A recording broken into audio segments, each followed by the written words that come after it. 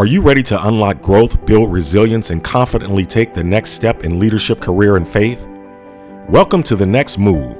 I'm Orvin Kimbrough, a CEO, author, and leader with a passion for helping people and organizations thrive.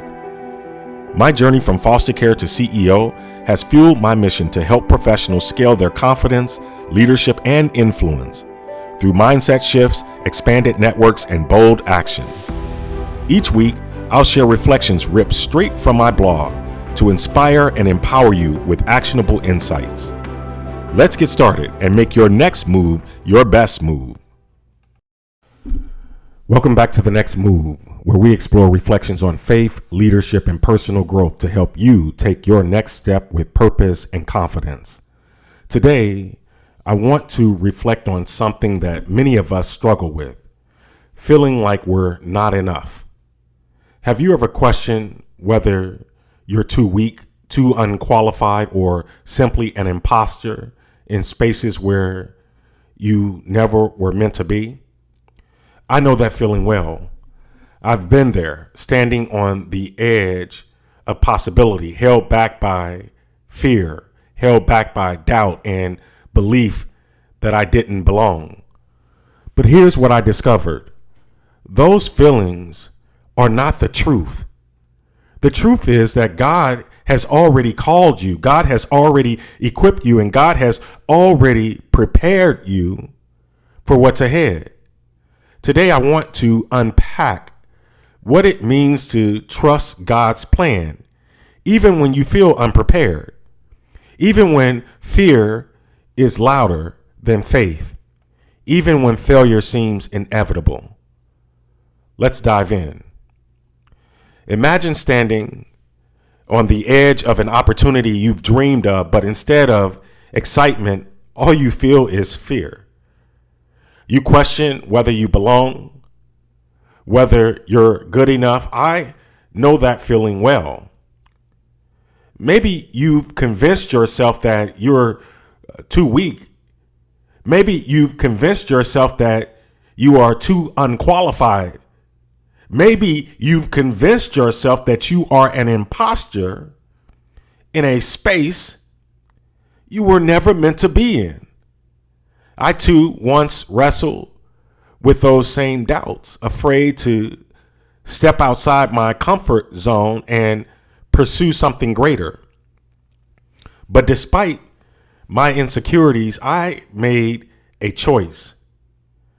I made a choice to trust God's plan. And here's something I've learned along the way. Sometimes the environment around you tries to convince you that something is wrong with you. It whispers that you don't belong, that you aren't enough, that you'll never measure up. It tries to shape you into a version of yourself that doubts your worth. It attempts to reduce you to nothing more than a charity case, insignificant without value.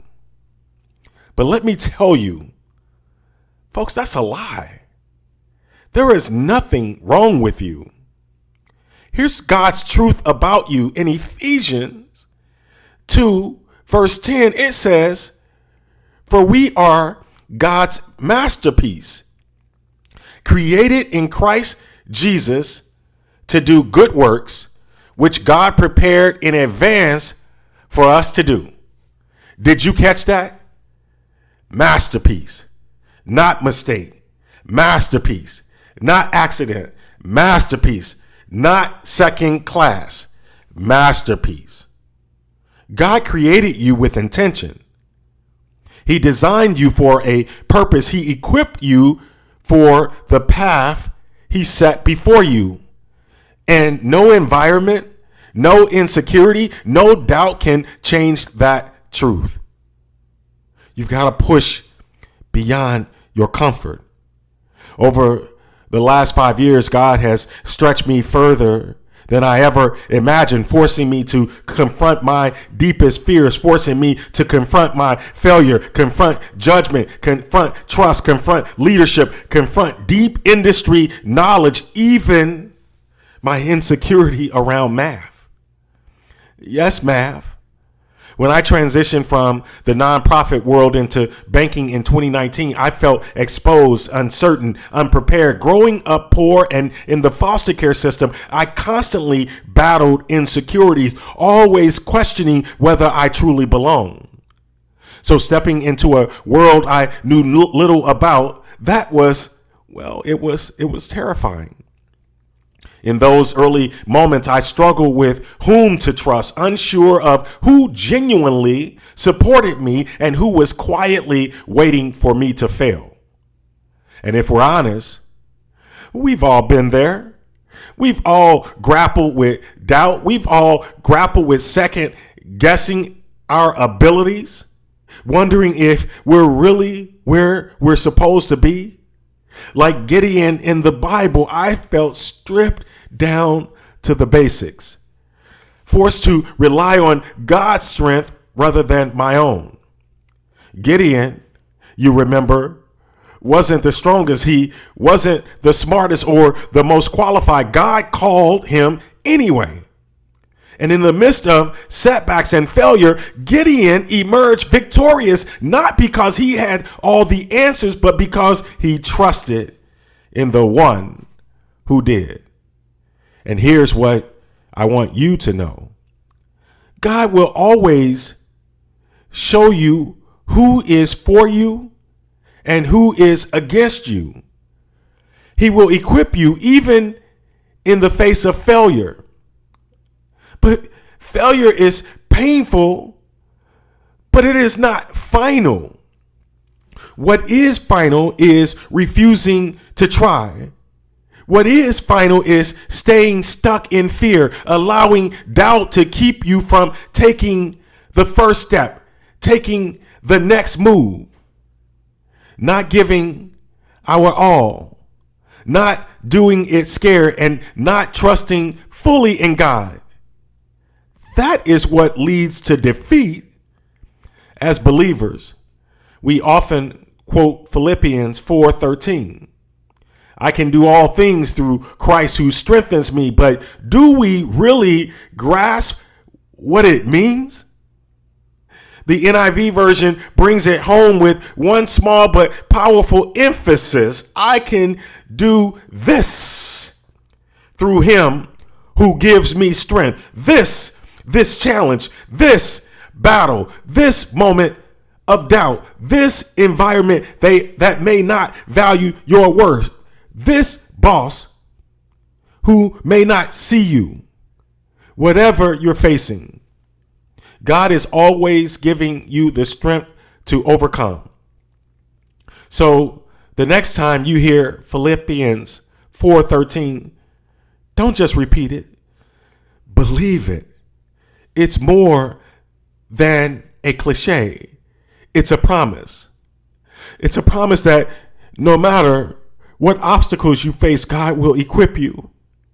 It's a promise that no matter how unqualified you feel, God has already called you. It's a promise that no matter how scared you are, do it anyway. It's a promise that no matter what environment or soil you find yourself in, keep growing. You are not a mistake. You are not disqualified. You are a masterpiece.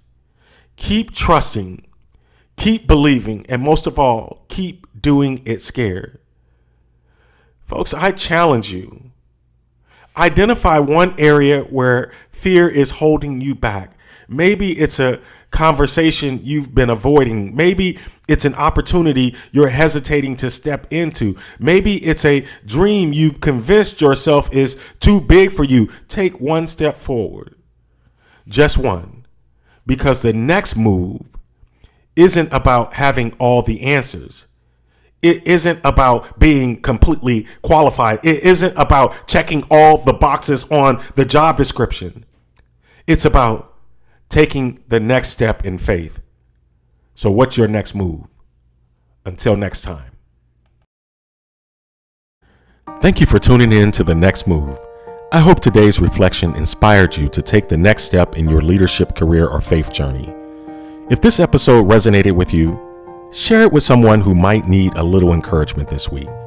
Don't forget to subscribe so you never miss an episode. And if you'd like more reflections or resources, visit orvinkimbrough.com or theaccidentalbanker.com. Until next time, remember, every step you take brings you closer to thriving. Let's keep moving forward together.